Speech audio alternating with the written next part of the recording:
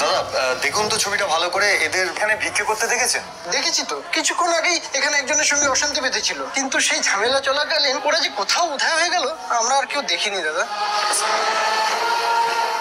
ভাই এখানে এসে তো কিছুই জান।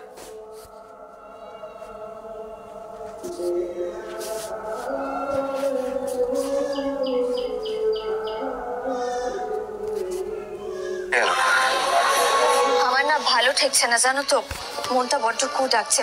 একবার রঞ্জনার দিকে একটা ফোন করে দেখি। হ্যাঁ, হ্যালো রঞ্জনা দি, আমি পর্ণা বলছি। হ্যাঁ লোকপর্ণা, বলো। বলছি যে আমার না একটা ইনফরমেশন লাগবে, সেজন্য আপনাকে ফোন করলাম। বলছি আপনি তো আমাকে বলেছিলেন যে গিরিশ পার্কের আশেপাশে প্রথম দুটো কেস ঘটেছিল, আর তারপরে মানিকতলার দিকে।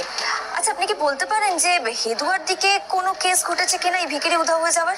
এক মিনিট, সুস্মিতা, ভিখারিদের হারিয়ে যাওয়ার লিস্টে হেদুয়ার নাম আছে কিনা দেখো তো। এক মিনিট, আমি চেক করে নিয়ে বলছি।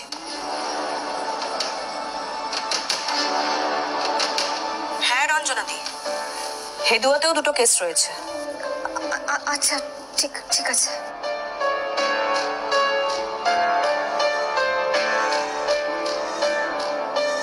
পর্ণা কি হলো বলো তো তোমার? সৃজন, আমার কিন্তু মন বলছে ওরা ওই ভিখিরি উধাও রাকেটের হাতে পড়ে গেছে।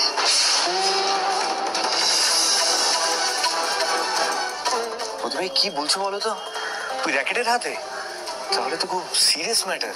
এবার তো আমার নিজেকে অপরাধী বলে মনে হচ্ছে, মনে হচ্ছে সবকিছু হয়েছে আমার জন্য। ও বৌদি ভাই, তুমি নিজেকে কেন দোষ দিচ্ছ? তাহলে আর কাকে দোষ দেবো চয়ন? আমি যদি সেদিনকে এইভাবে দাদা দিদিকে এই কথাগুলো না বলতাম তাহলে তো এসব কিছু ঘটতোই না।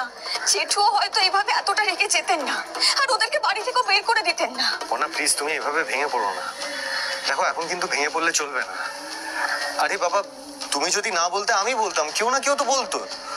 আর তাছাড়া বড়দারা যা যা করেছে ওরা কখনোই ছাড়া পেত না। দেখো পর্ণা, মোট কথা এটাই যে তুমি ছাড়া আমরা বড়দাদের খুঁজে বার করতে পারবো না। সুতরাং তোমাকে কিন্তু শক্ত হতে হবে, তুমি ভেঙে পড়লে চলবে না পর্ণা। ঠিক, তুমি একদম ঠিক বলেছো সৃজন। আমায় এখন ভেঙে পড়লে চলবে না, আমাকে শক্ত হতেই হবে। আমাদের না সবার আগে পুলিশে ইনফর্ম করতে হবে। কিন্তু কিন্তু কি?